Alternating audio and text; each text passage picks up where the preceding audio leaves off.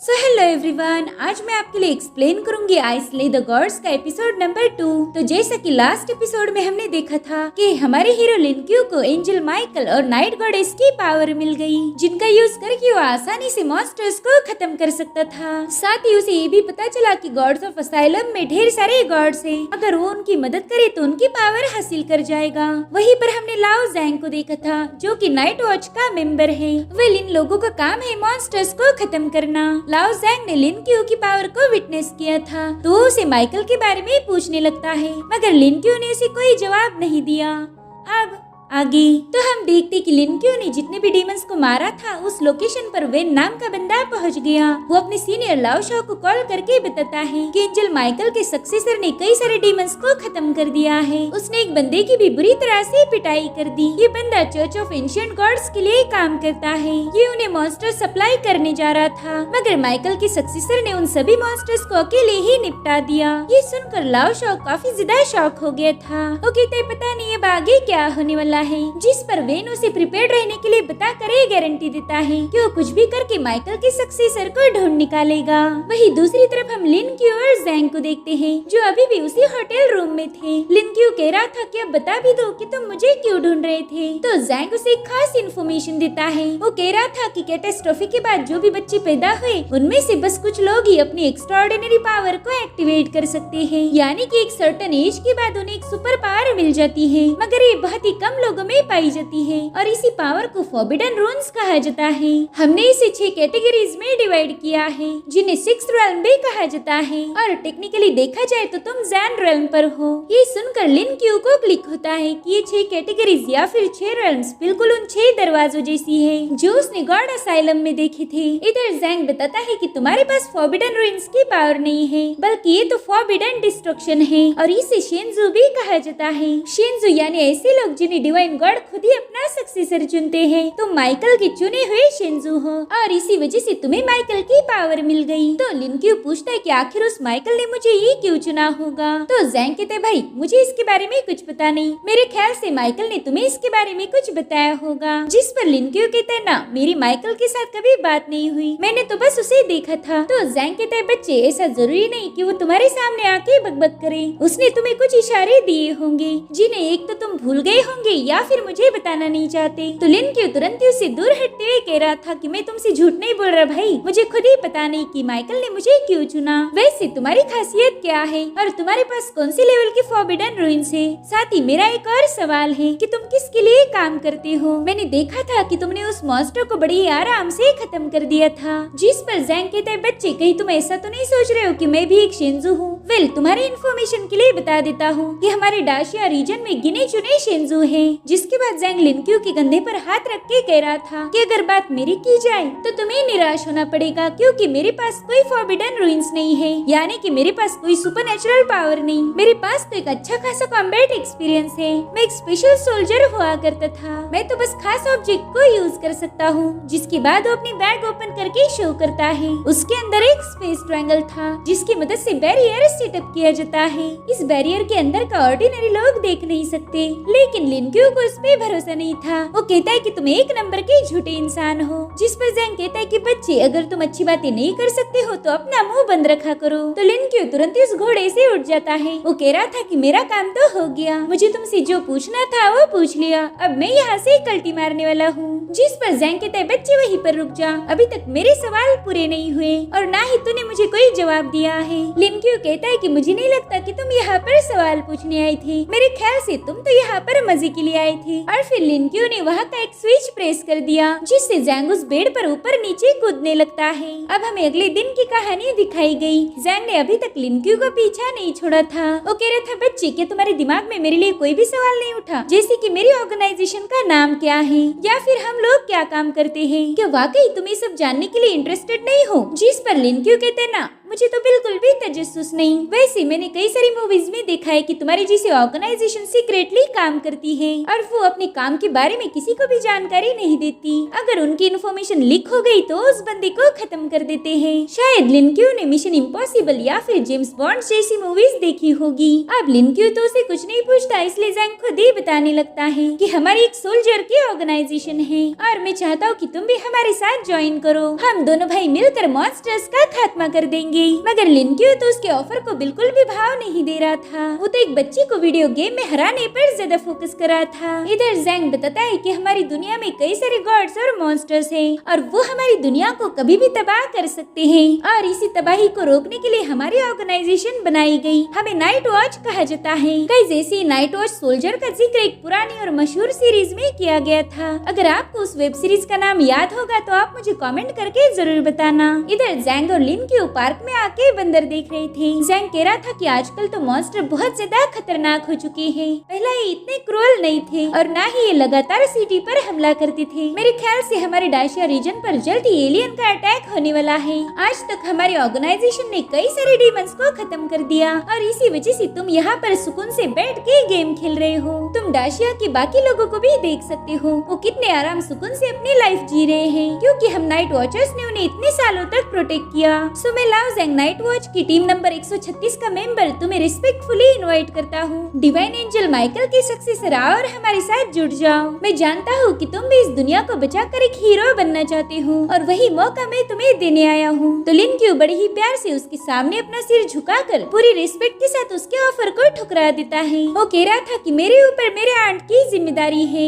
उन्होंने 10 सालों से कड़ी मेहनत करके मेरा ख्याल रखा। साथ ही मेरा एक छोटा भाई भी है जो मुझसे बेइंतहा प्यार करता है और साथ ही हमारा एक छोटा डॉग भी है। वो भी जब तक मैं घर ना आऊँ तब तक सुकून से नहीं बैठता। मेरी आंटी भी अब पहले जैसी स्ट्रॉन्ग नहीं रही और मैं नहीं चाहता कि और ज्यादा मेहनत करे और इसी वजह से मैं इस दुनिया को बचाने में बिल्कुल भी इंटरेस्टेड नहीं हूँ। मैं तो बस अपनी फैमिली का ख्याल रखना चाहता हूँ। तुम ये भी सोच सकते हो कि यही मेरे लिए पूरी दुनिया है। सो अब जैंग ने भी उसका पीछा छोड़ दिया। हालांकि वो लिनक्यू की रिजेक्शन से काफी ज्यादा हर्ट हुआ था। वही दूसरी तरफ लिनक्यू नाइट गॉडेस को क्योर करने में लगा हुआ था। इस बार तो उसे गार्डन में लेके आता है। साथ ही उसने उसे गॉगल भी पहना दिया जिससे वो अपनी सामने वाली खूबसूरती को एंजॉय कर पाए और हम देख पाते हैं कि नाइट गॉडेस की हालत में लिटिल बाय लिटिल इम्प्रूवमेंट हो रही है। इधर जैंग को खबर मिल गई थी कि उसकी टीम एक बंदे को ढूंढ रही है जिसे घोस्ट मैन कहा जाता है। साथ ही वो जैंग को बताते हैं कि अगर लिनक्यू प्यार से नहीं मान रहा तो उसे जबरदस्ती करके अपने ऑर्गेनाइजेशन में एडमिट करवाओ। जिसके बाद हम एक हुडी पहने बंदे को देखते हैं। विले चर्च ऑफ एंशिएंट गॉड्स का मेंबर है। उसने मॉन्स्टर्स की प्रिजन में एक मीट का टुकड़ा डाल दिया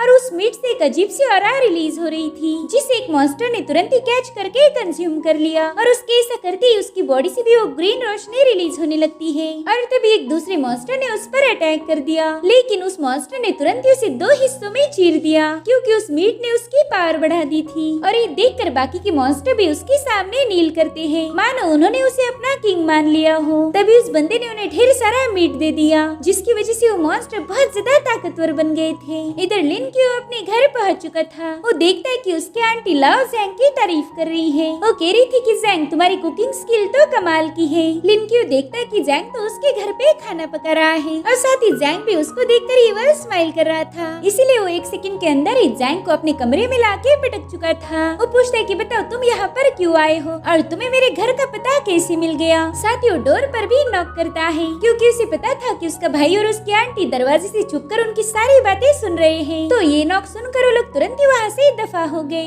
इधर जैंग लिनक्यू को एक लोकेशन फाइंडर दिखाता है जो उसने उसकी बैग पर चिपकाया हुआ था। साथ ही उसके सामने पैसों की गड्डी रख देता है। वो कह रहा था कि तुम्हारे पास 2 ऑप्शन है। पहला ये कि पैसे लेकर चुपचाप हमारे साथ ज्वाइन कर लो या फिर दूसरा है कि मैं तुम्हें ऑन द स्पॉट खत्म कर दूंगा। ये सुनकर लिनक्यू को थोड़ा सा शॉक लग गया था क्योंकि उसे जैंग के मुंह से ऐसी बातों की उम्मीद नहीं थी और तभी वो अचानक से हंसने लगता है। वो कह रहा था बच्चे मैं तो मजाक कर रहा था। अगर तुम हमें ज्वाइन नहीं करना चाहते हो कोई बात नहीं, तुम्हारा हमसे दूर रहना ही बेहतर होगा। बस एक बात याद रखो कि तुम गॉड के सक्सेसर हो और इसी वजह से कई सारे लोग तुम्हारे पीछे पड़े हैं। खासकर चर्च ऑफ एंशिएंट गॉड्स के लोग बहुत ही खतरनाक लोग हैं, इसलिए तुम्हें उनसे बच के रहना होगा। तो लिन क्यू उसे चर्च ऑफ एंशिएंट गॉड्स के लोगों के बारे में पूछता है, जिस पर जैंग बता रहा था कि वो लोग भी तुम्हें अपने साथ ले जाना चाहते हैं और यकीन मानो उनके तरीके हमसे काफी ज्यादा खतरनाक है। वैसे देखा जाए तो तुम बिल्कुल मेरे जैसे हो। जब मैं 6 साल का था तभी मेरे फादर की मौत हो गई। उसके बाद मेरी माँ ने ही मुझे पाल पोस के बड़ा किया। वो मेरी परवरिश करने के लिए 2 जॉब्स करती थी और उसने कई सालों तक कड़ी मेहनत की। मैंने मेरी माँ से वादा किया था कि मैं बड़ा होने के बाद एक सोल्जर बनूंगा, जो कि मैं बना भी। लेकिन बाद में मुझे नाइट वॉच में चुन लिया गया, जिस वजह से मैं मेरी माँ के पास जा ही नहीं सका, ना ही मैं उसे वो खुशी दे पाया जिसकी वो हकदार है। लेकिन इस मामले में तुम मेरे से थोड़े अलग निकले। तुमने मेरी जैसी नाइट वॉच को ना चुनते हुए अपनी फैमिली को चुना और उसके लिए मुझे तुम पर प्राउड है। तुम बस अपनी फैमिली का ख्याल रखो और बाकी दुनिया को मैं संभाल लूंगा। जिसके बाद वो हंसे जाने लगता है, मगर लिन क्यू ने उसके हाथ में उसके पैसे भी वापस रख दिए। वो कह रहा था कि ये पैसे मुझे नहीं चाहिए, जिस पर जैंग कह रहा था बच्चे हमेशा एटीट्यूड दिखाना सही नहीं होता। हमारे नाइट वॉच के पास ढेर सारा पैसा है, इसलिए इसे तुम रख लो। मगर लिन क्यू पैसे एक्सेप्ट नहीं कर रहा था। ये देखकर जैंग कहता है कि बच्चे वाकई तुम जब से मिले हो तब से मुझे परेशान किए जा रहे हो। अब लिन क्यू उससे पूछता है कि अगर तुम एक सोल्जर बनते तो तुम्हारा ड्रीम क्या होता। तो जैंग स्माइल करते हुए उसे बताता है कि मैं एक जनरल बनकर ढेर सारे मेडल हासिल करता, साथ ही मैं इस दुनिया को बचाने वाला हीरो बनता और फिर एक दिन मैं अपने गाँव वापिस जाकर वो सारे मेडल्स अपनी माँ को पहनाता। मेरा सपना था कि मैं मेरे गाँव का प्राइड बनूं, मगर मेरे सपने सपने रह गए। जिसके बाद वो घर से बाहर आ जाता है। उसने अपनी सिगरेट भी निकाल ली थी और तभी लिन क्यू भागते हुए आकर उसे उसका टोकन देता है। वो कह रहा था कि आप ये मेरे रूम में ही भूल गए थे,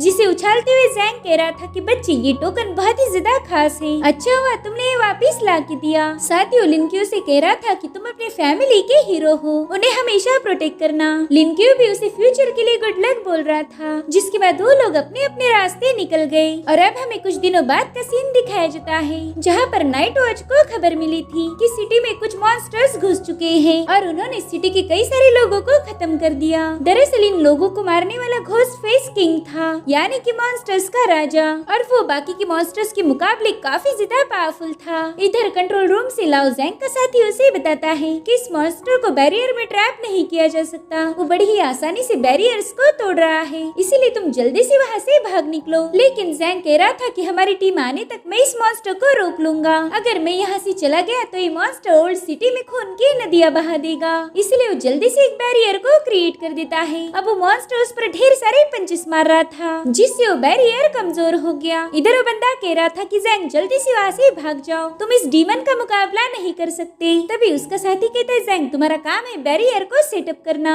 जो कि तुमने कर दिया है, अब जल्दी से यहाँ से निकल जाओ। मगर जैंग गुस्से में आकर अपना ब्लूटूथ फेंक देता है। वो कह रहा था कि मैं भी एक नाइट वॉच हूँ, मेरा काम है मॉन्स्टर्स को खत्म करना, और अब वो अपनी तलवार निकाल कर अपनी शपथ दोहराता है। वो कह रहा था कि मैं हजारों लोगों के सामने खड़ा होकर अकेला मॉन्स्टर्स का मुकाबला करूंगा, मैं मॉन्स्टर्स के खून से पूरा आसमान लाल कर दूंगा। साथ ही वो कह रहा था कि मेरे पीछे हजारों लोग हैं, लेकिन उनमें से एक उस बच्चे का घर भी है जो उसके लिए उसकी पूरी दुनिया है। वेल यहाँ पर वो लिन क्यू की बात कर रहा था और मैं उसकी दुनिया को प्रोटेक्ट करने के लिए अपनी जान भी दे सकता हूँ। इधर ओल्ड सिटी के लोग अपने अपने कामों में बिजी थे, उन्हें कोई आइडिया नहीं थी कि एक बंदा अपनी जान पर खेल के उन्हें बचा रहा है। इधर जैंग ने मॉन्स्टर किंग के साथ फाइट करना शुरू कर दी थी, लेकिन वो मॉन्स्टर किंग उसके हर एक अटैक को डॉज कर रहा था। उल्टा जैंग ने उस पर अपनी तेज नाखूनों से वार कर दिया, मगर जैंग पीछे नहीं हटता। वो दोबारा से उस मॉन्स्टर पर कूद जाता है, लेकिन इस बार भी उस मॉन्स्टर ने उसे बुरी तरह से घायल कर पीछे पुश कर दिया। जैंग कहता है कि मानना पड़ेगा तुम बहुत स्ट्रांग हो, लेकिन मेरे जितने तेज नहीं हो। और अब उस मॉन्स्टर ने अपनी पावर्स को एक्टिवेट करते हुए वहाँ का स्ट्रक्चर चेंज कर दिया। उसने अपनी ही एक दुनिया बनाई थी जहाँ पर ग्रेविटी अजीब तरीके से काम करती है, और जैंग उसमें फंस गया था। तब तक वो मॉन्स्टर अपने कुछ क्लोन्स बना लेता है जो जैंग पर हमला कर रहे थे, मगर जैंग ने उन्हें खत्म कर दिया। अब वहाँ की फ्लोर अपने आप मूव हो रही थी, जिस वजह से जैंग वहाँ पर अपनी स्पीड का यूज नहीं कर पाता, और वो मॉन्स्टर अपनी शैडोज क्रिएट करके उसे चकमा दे रहा था। इसी का फायदा उठाते हुए उस मॉन्स्टर ने जैंग को दूर पटक दिया। अब वो बड़ी ही तेजी से जैंग की तरफ भागने लगता है, मगर जैंग ने समय रहते जंप लगाकर उसी पर अटैक कर दिया। हालांकि उस मॉन्स्टर पर इसका कोई असर नहीं होता, उसने अब जैंग को दबोच लिया था, मगर जैंग ने उस पे अपना सिर मार के वो पीछे हट गया। जिसके बाद वो अपनी तलवार उसकी तरफ पॉइंट करते हुए कह रहा था कि मैं तेरे साथ ऐसे ही दिन भर खेल सकता हूँ, इसलिए मुझे हल्के में मत लेना। ये सुन के वो मॉन्स्टर दोबारा से उस पे हल्ला बोल चुका था। जैंग समझ गया कि इसके अंदर कुछ अलग पावर डाल दी गई है। अब वो मॉन्स्टर वहाँ के बिल्डिंग ब्लॉक्स को आपस में जोड़ते हुए उन्हें क्रश कर रहा था और फिर उसी के पीसेस ने उसने जैंग पर हमला कर दिया, मगर जैंग जैसे तैसे उनसे खुद को बचा लेता है और तभी उस मॉन्स्टर ने उस पर एक पावरफुल पंच से हमला कर दिया, जिससे जैंग की पसलियां टूट गई और वो बुरी तरह से घायल होकर काफी दूर जाके गिर जाता है। उससे तो अब उठा भी नहीं जा रहा था। वो खुद पर ही गुस्सा करते हुए कह रहा था कि आखिर मेरे पास स्पेशल पावर क्यों नहीं है? अगर मेरे पास फॉरबिडन रुइंस होती तो मैं इसे अभी तक 100 बार मार चुका होता। और तभी वो मॉन्स्टर उस पे एक और जबरदस्त पंच से हिट कर देता है। जैंग के घायल होने का एहसास लिनक्यू को भी हो चुका था। साथ ही एक बैट भी उसे इस मॉन्स्टर की खबर देती है तो लिनक्यू बड़ी ही तेजी से टाउन की तरफ निकल पड़ा। इधर वो मॉन्स्टर जैंग पर पंचेस की बारिश कर रहा था, वही दूसरी तरफ लिनक्यू भागते हुए जैंग को मिस करता है। उसे पता था कि जैंग के पास कोई स्पेशल पावर नहीं है, वो तो बस अपनी कॉम्बैट स्किल के दम पर ही मॉन्स्टर्स का मुकाबला करता आया था। इधर उस मॉन्स्टर ने जैंग को बुरी तरह से पीट कर ऊपर उठा लिया था। अब वो उसके पाँव पकड़कर उसे बीच में से चीरने वाला था कि तभी जैंग को अपने नाइट वॉच सिंबल की याद आती है। उसने लिनक्यू को बताया था कि ये कोई मामूली टोकन नहीं है, बल्कि ये नाइट वॉच का सबसे स्पेशल वेपन है। इसलिए वो जल्दी से अपनी तलवार उठाकर पहला तो उस मॉन्स्टर के पैरों पर अटैक कर देता है,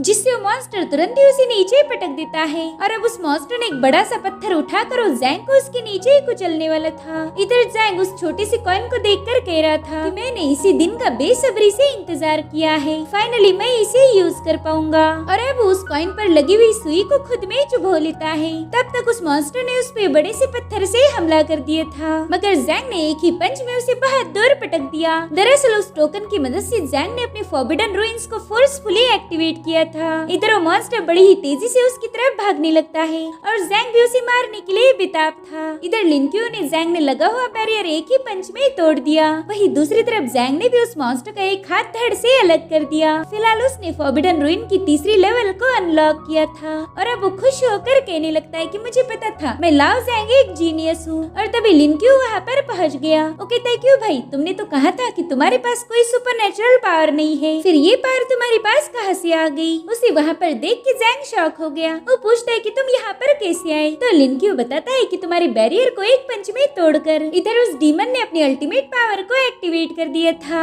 जिससे वहाँ पर तेज रोशनी रिलीज होने लगती है। जैंग कह रहा था कि बच्चे ये जो सोड है इसे जरा अच्छे से देखना। तो लिनक्यू कह रहा था कि ऐसा क्या है इसमें, जिस पर जैंग बताता है कि अब ये सोड बहुत ही ज्यादा हैंडसम दिखने वाली है। और अब उस सोड के पीछे से चांद को देखता है। ऐसा लग रहा था कि उस सोड में मून पावर आ चुकी है। अब जैंग बड़े ही कूल अंदाज में उस सोड को लेकर आगे बढ़ता है। उसका फॉर्म देखकर लिनक्यू की आंखें फटी की फटी रह गई। इधर जैंग ने बड़े ही स्टाइलिश अंदाज में उस मॉन्स्टर किंग पर वार किया। उसके एक ही स्लैश में उस मॉन्स्टर की गर्दन कट गई थी और फिर जैंग ने बड़े ही कूल अंदाज में अपनी सिगरेट बाहर निकाल ली। जिसके बाद लिनक्यू से पूछता है कि बच्चे बताओ कैसे लगा मेरा स्टाइल? तो लिनक्यू कहता है बहुत बढ़िया, अच्छा था। अब लिनक्यू उसके लिए लाइटर ढूंढ रहा था और तभी जैंग नीचे गिर जाता है। लिनक्यू तुरंत ही उसके पास पहुंच गया। वो देखता है कि जैंग तो बुरी तरह से घायल है। वो घबराते हुए पूछ रहा था कि ये तुम्हें क्या हो गया? अभी तक तो तुम ठीक थे, चलो मैं तुम्हें हॉस्पिटल ले जाता हूँ। मगर जैंग कहता है ना, इसकी कोई जरूरत नहीं, मैंने ghost and gods lead the way का यूज किया था। दरअसल यहाँ पर जैंग उसी टोकन की पावर के बारे में बात कर रहा था। वो कहता है कि इस मूव को बस हम एक बार ही यूज कर सकते हैं। वेल मेरे पास पावर नहीं थी, इसलिए मैंने उसका यूज किया। मैंने मेरे साथियों की फॉरबिडन रुइंस देखी थी, उन्हें देखकर मुझे लगता था कि मेरे पास भी ऐसी पावर होनी चाहिए। और आज मैंने उस हाई लेवल के फॉरबिडन रुइंस को एक्सपीरियंस भी किया। वो फीलिंग कमाल की थी।